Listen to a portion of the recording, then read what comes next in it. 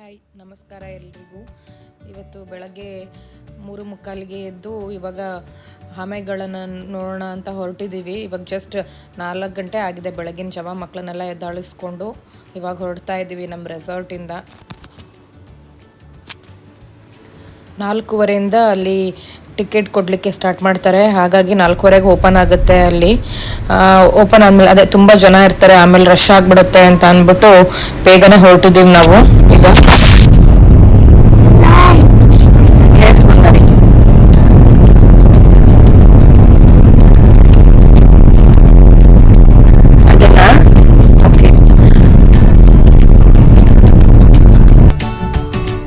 ಅಲ್ಲಿ ಟರ್ಟಲ್ಸ್ ನೋಡಕ್ ಹೋಗೋಣ ಬಂಗಾರಿ. ಆಮೆ ಟಾರ್ಟೈಸ್.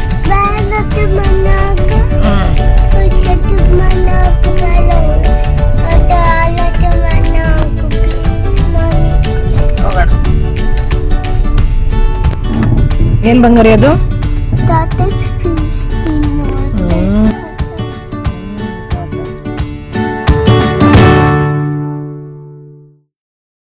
ಈ ಸ್ಥಳದ ಹೆಸರು ರಾಸ್ದಾಲ್ ಜಿಂಗ್ಸ್ ಅಂತ.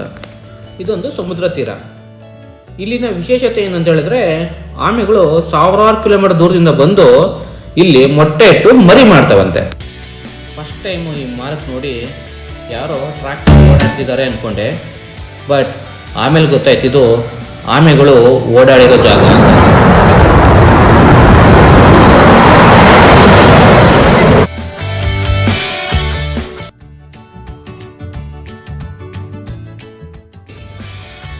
ಆಮೇಲಿಂದ ಇಲ್ಲಿ ಎಂಟ್ರೆನ್ಸ್ ಫೀಸ್ ಇದೆ. ಒಬ್ಬರಿಗೆ 8 ಒಮಾನಿ ರಿಯಾಲ್ ಚಾರ್ಜ್ ಮಾಡ್ತಾರೆ. ಇಂಡಿಯನ್ ರುಪೀಸಲ್ಲಿ ಅಪ್ರಾಕ್ಸಿಮೇಟ್ 1600 ರೂಪಾಯಿ ಆಗುತ್ತೆ.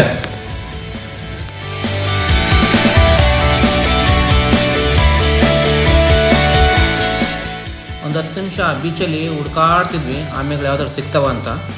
ಕೊನೆಗೂ 2 ಮರಿ ಕಾಣ್ಕೊಂಡು, ಒಂದು ಮೊಟ್ಟೆ ಹೊಡೆದಿರೋದು ಕಾಣ್ತು, ಪ್ಲಸ್ 1-2 ಮರಿಗಳು ಓಡಾಡ್ತಾ ಇದ್ವು. ಹಂಗೆ ಸ್ವಲ್ಪ ಮುಂದಕ್ಕೆ ಹೋದ್ಮೇಲೆ ಯಾವುದೋ ಒಂದೇ ಒಂದು ಕತ್ತು ಗುಹೆಯಿಂದ ಆಚೆ ಬಂದಂಗೆ ಮರಳಿಂದ ಆಚೆ ಬರ್ತಿತ್ತು. ಅದು ನಾವು ಕಂಡಿಡ್ಕೊಂಡ್ವಿ. ನಾವು ಮನುಷ್ಯರು ಸಮಾಧಾನ ಇರುತ್ತಾ, ಇದು ನೋಡಿ ಒಂದೇನೇ ಇರೋದು ಬೇರೆದಿಲ್ವಾ ಅಂತ ಕೇಳಿದ್ವಿ. ಗೈಡು ಫಸ್ಟ್ ಇದು ನೋಡ್ರಿ, ಆಮೇಲೆ ಮುಂದೆ ದುಡ್ಕೋಣ ಅಂದರು.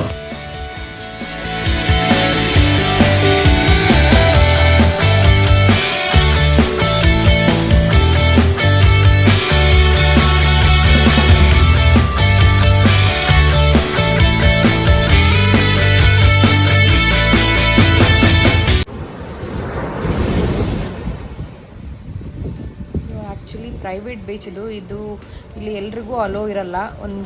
ಒಂದು ಆಫೀಸ್ ಥರ ಇದೆ. ಆಫೀಸಲ್ಲಿ ಟಿಕೆಟ್ ತೊಗೊಂಡ್ಬಿಟ್ಟು ಎಂಟ್ರಿ ಆದರೆ ಬಸ್ಸಲ್ಲಿ ಅವರೇ ಒಂದು 1-2 ಮಿನಿಟ್ಸ್ ಬಸ್ಸಲ್ಲಿ ಕರ್ಕೊಂಡು ಬರ್ತಾರೆ.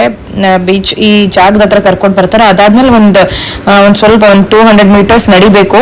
ಅಲ್ಲಿ ಕಾಣಿಸಿದೆಯಲ್ಲ, ಅಲ್ಲಿ ಆ ಕಡೆಯಿಂದ ಇಲ್ಲಿ ತನಕ ನಡಿಬೇಕು. ಆಮೆಗಳಿರೋ ಜಾಗದ ಹತ್ರ ಕರ್ಕೊಂಡು ಬರ್ತಾರೆ. ಗೈಡ್ ಇರ್ತಾರೆ, ಅವರೇ ಕರ್ಕೊಂಡು ಬಂದು ತೋರಿಸ್ತಾರೆ. ಇಷ್ಟು ಲಿಮಿಟ್ ಟೈಮ್ ಅಂತ ಇರುತ್ತೆ. ಇಷ್ಟು ಲಿಮಿಟ್ ಟೈಮಲ್ಲಿ ನಾವು ಇವಾಗ 5 o'clock to 6 o'clock ತನಕ ಟೈಮ್ ಇರುತ್ತೆ.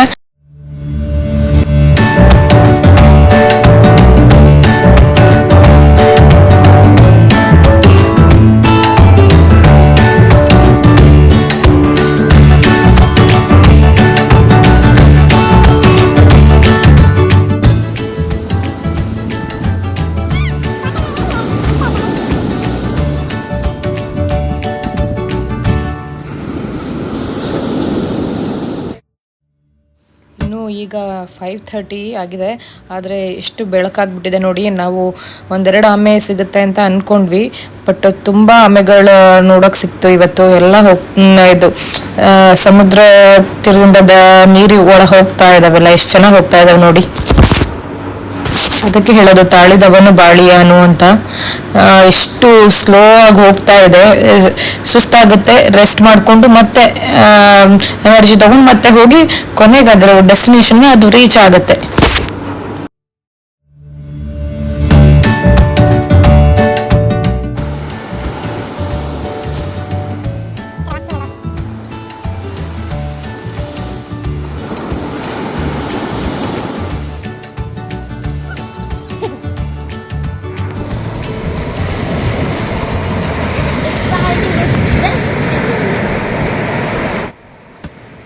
ಜಾಸ್ತಿ ಟೂರಿಸ್ಟ್ಗಳು ಅಂದರೆ ಫಾರಿನರ್ಸ್, ಯುರೋಪಿಯನ್ ಕಂಟ್ರೀಸ್ ಆ ಕಡೆಯಿಂದ ಎಲ್ಲ ತುಂಬ ಫಾರಿನರ್ಸ್ ಬರ್ತಾರೆ ಈ ಪ್ಲೇಸಿಗೆ.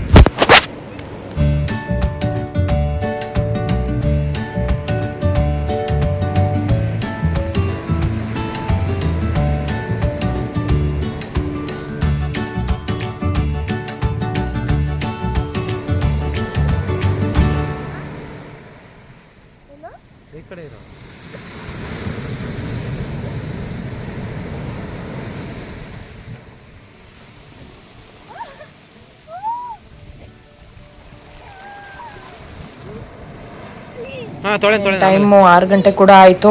ಮಕ್ಕಳು ನಾವೆಲ್ಲ ಟಾರ್ಟೈಸ್ ನೋಡ್ತಾ ಇದ್ವಿ. ಅವರು ಎಂಜಾಯ್ ಮಾಡಿಕೊಂಡು ಸ್ವಲ್ಪ ಟಾಯ್ಸ್ ತೊಗೊಂಡು ಬಂದಿದ್ರು ನನ್ನ ಮಕ್ಕಳು, ಅದರಲ್ಲೂ ಆಟ ಆಡಿದ್ರು. ಇವಾಗೆಲ್ಲ ಎತ್ಕೊಂಡು ಹೊರಡಬೇಕು ಇವಾಗ. ಈಗ ನೋಡಿ ಜಸ್ಟ್ ಇವಾಗ ಸೂರ್ಯೋದಯ ಆಗ್ತಾ ಇದೆ, ಸನ್ರೈಸ್ ಕೂಡ ಆಗ್ತಾ ಇದೆ. ಎಷ್ಟು ಚೆನ್ನಾಗಿ ಕಾಣ್ತಾ ಇದೆ ಸನ್ರೈಸು. ಮತ್ತು ಇಲ್ಲಿ ಇನ್ನೊಂದು ಸ್ಪೆಷಲ್ ಏನು ಅಂತ ಅಂದರೆ ಕ್ರ್ಯಾಬ್ಗಳು ತುಂಬ ಕ್ರ್ಯಾಬ್ಗಳು, ಕ್ರ್ಯಾಬ್ ಮರಿಗಳು, ದೊಡ್ಡ ದೊಡ್ಡ ಕ್ರ್ಯಾಬ್ಸ್ ಎಲ್ಲ ಈ ನೀರಿಂದ ಈ ಕಡೆ ದಡಕ್ಕೆ ಎಷ್ಟೊಂದು ಬಂದ್ಬಿಟ್ಟಿರ್ತಾವೆ. ಅಷ್ಟೊಂದು ಕ್ರ್ಯಾಬ್ಗಳಿದ್ದಾವೆ ಇಲ್ಲಿ ಕೂಡ. ಈಗ ಬೆಳಗ್ಗೆ 6 ಗಂಟೆ ಆಯಿತು. ವಾಪಸ್ ಕರ್ಕೊಂಡು ಹೋಗ್ತಾ ಇದ್ದಾರೆ. 5 to 6 ಅಷ್ಟೇ ಇದ್ದಿದ್ದು ಟೈಮಿಂಗ್ಸು. ವಾಪಸ್ ಬಸ್ಸಲ್ಲಿ 1-2 ಮಿನಿಟ್ಸ್ ಆಗುತ್ತೆ. ಬಂದಿದ್ವಲ್ಲ ಎಂಟ್ರೆನ್ಸ್ ಆಫೀಸ್ ಹತ್ರ, ಎಂಟ್ರೆನ್ಸ್ ಗೇಟ್ ಹತ್ರ ಹೋಗಬೇಕು. ಅಲ್ಲಿಗೆ ಬಸ್ಸಲ್ಲಿ ಕರ್ಕೊಂಡು ಹೋಗ್ತಾರೆ. ನನ್ನ ಮಗಳು ನೋಡಿ ವಿಂಡೋಯಿಂದ ಆಚೆ ಸುಮ್ಮನೆ ನೋಡ್ತಾ, ಆಚೆ ವ್ಯೂ ನೋಡ್ತಾ ಕೂತ್ಕೊಂಡಿದ್ದಾಳೆ. ಮೌಂಟೇನ್ಸು ಎಲ್ಲ ನೋಡ್ತಾ ಇದ್ದಾಳೆ ಕಿಯಾನ.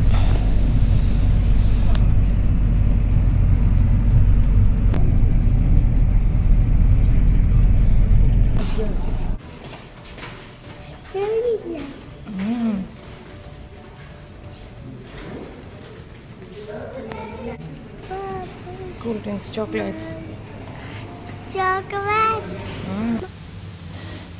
ಈಗ ಮುಗಿಸ್ಕೊಂಡು ಆಚೆ ಬಂದಿದ್ದೀವಿ. ಈಗ ವಾಪಸ್ ರೆಸಾರ್ಟ್ ಕಡೆ ಹೊರಡಬೇಕು. On the way to resort ಕಡೆ ಹೋಗ್ತಾ ಇದ್ದೀವಿ.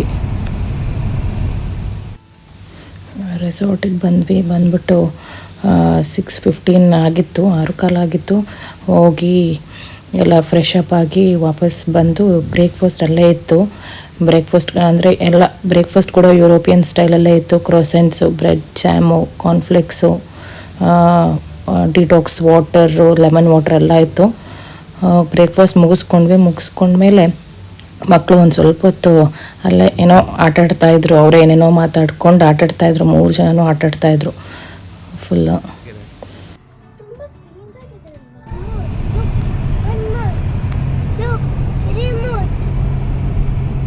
Back to Muscat.